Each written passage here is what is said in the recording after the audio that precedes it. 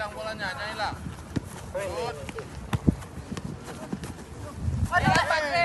Syedaralun, sebanyak 22 pemain PSBL Langsa telah menandatangani kontrak dengan manajemen tim sebagai persiapan pada Liga 3 PSSI Aceh musim 2023 ini. Dari 22 orang pemain PSBL Langsa, hasil seleksi terbuka oleh tim pelatih, diantaranya 6 pemain senior dan 16 junior rata-rata kelahiran 2001 hingga 2002 dan 2003. Pelatih kepala PSBL Langsa, Azhar, kepada Serambinews.com pada Jumat 15 September 2023 mengatakan, saat ini 22 orang pemain hasil seleksi telah menandatangani kontrak dengan manajemen PSBL Langsa. Selama 2 pekan ini, para pemain PSBL Langsa yang terdiri dari 6 pemain senior dan 16 pemain junior ini juga telah menjalani latihan di Stadion Langsa.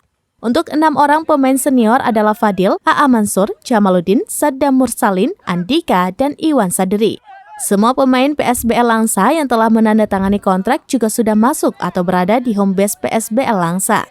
Sementara ke-22 nama-nama pemain PSBL yakni Cerian sebagai gelandang, Saddam Mursalin sebagai bek kanan, M. Syuhada sebagai pemain bawah, Mauzul Fahmi sebagai gelandang.